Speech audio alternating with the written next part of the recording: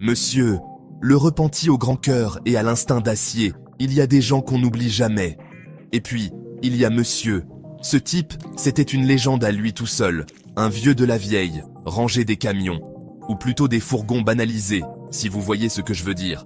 Monsieur, c'était le genre d'homme qui imposait le respect avant même de prononcer un mot. Une sorte de parrain local, mais avec une élégance discrète et un code moral bétonné, forgé dans le feu de son passé pas vraiment catholique. Il tenait un café à Paris, dans un quartier où le quotidien oscillait entre les bruits des scooters et les éclats de verre après une soirée trop arrosée. Mais dans son bar, tout le monde se tenait à carreau. Pourquoi ? Parce que monsieur, même rangé des affaires, avait ce je ne sais quoi qui faisait que personne ne voulait tester ses limites. Et pourtant, des histoires, il y en a eu. Leçon de politesse aux petits voyous. Un soir, alors qu'il fermait tard. Enfin, fermer est un grand mot. Il disait toujours « Je ferme juste 2 heures par nuit, pour que la mairie ait pas l'impression que je leur paye la licence pour rien. » Bref, ce soir-là, il me fait asseoir sur le banc en face du bar. Et lâche, l'air sérieux.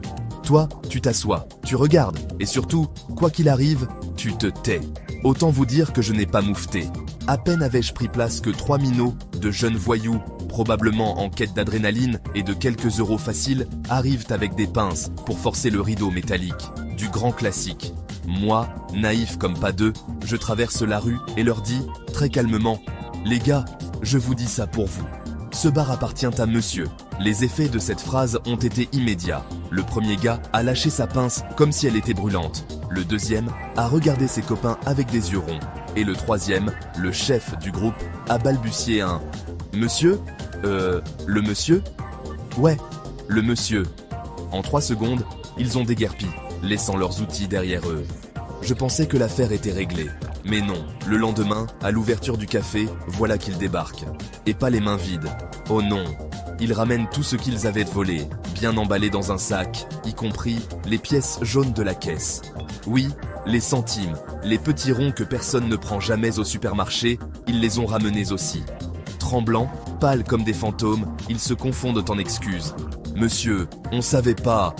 On est désolé. » Et là, monsieur, imperturbable, les regarde et répond « Tant que vous rendez tout, c'est bon. Allez, asseyez-vous, je vous offre un café. » Les 3 se sont assis, muets, comme des élèves, après une colle. Moi, de mon côté, j'étais partagé entre l'envie de rire et l'admiration. Qui d'autre pouvait gérer un vol avec autant de calme et de classe ? La fille des rues. Une apprentie pas comme les autres. Une autre fois, monsieur m'a montré qu'il était bien plus qu'un repenti. C'était un gardien.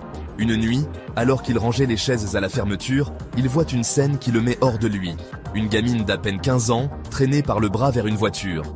Une gosse paumée qui tapinait dans le quartier. Ce soir-là, monsieur s'est énervé. Et croyez-moi, quand monsieur s'énerve, ça ne ressemble pas à une dispute classique. Pas de hurlements, pas de gestes brusques. Non, chez lui, la colère était froide, calculée, terrifiante. Il me lance « Toi, tu la surveilles.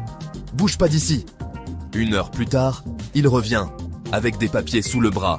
Il s'assoit en face de la gosse, l'air sérieux, et dit « Écoute-moi bien. Maintenant, t'es mon apprenti.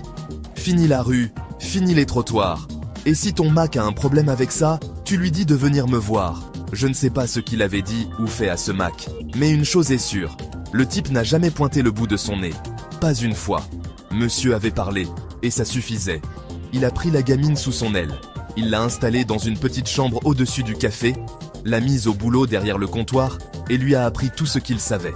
Comment servir un café, comment tenir une caisse, comment gérer les clients un peu trop lourds. Et surtout, il lui a redonné une dignité.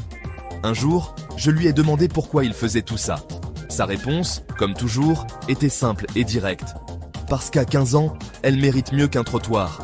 Et puis, tu sais, le passé, c'est comme un flingue. Soit tu détruis, soit tu protèges. Moi, j'ai choisi mon camp. Un médiateur pas comme les autres. Et puis, il y a eu cette fois où il a dû gérer une situation digne d'un film noir des années 50. 2 gangs rivaux menaçaient de transformer le quartier en zone de guerre. Pour éviter un bain de sang, monsieur a convoqué tout le monde dans l'arrière-salle du café. Mais pas n'importe comment. Vos flingues, vos couteaux, tout ce qui coupe ou tire, vous le posez là, dans les casiers. Pas d'armes ici. On parle, c'est tout. Les types ont obéi. Et là, Entre un chef de gang tatoué de la tête aux pieds et un autre type qui aurait fait passer un bœuf pour un insecte, monsieur a réussi à négocier la paix. Il a même fait une sorte de contrat verbal. Un accord tacite pour que chacun respecte son territoire. La morale, une vie peut changer, et pas qu'une seule monsieur, c'était une figure à part. Il aurait pu continuer sa vie d'avant, sombrer ou disparaître dans l'oubli. Mais il a choisi un autre chemin. Il utilisait son passé, non pas comme une ombre, mais comme une lumière pour guider les autres. Les minots, la gamine, les gangs, tous, à leur manière, ont appris de lui. Et moi, je retiens surtout cette phrase qu'il me disait souvent, avec son sourire en coin. Tu vois, le respect, ça se gagne pas avec un flingue ou des muscles, ça se gagne avec des actes, et surtout, en restant fidèle à soi-même. Des messieurs, on en croise peu dans une vie. Mais si vous avez la chance d'en connaître un, vous ne l'oublierez jamais.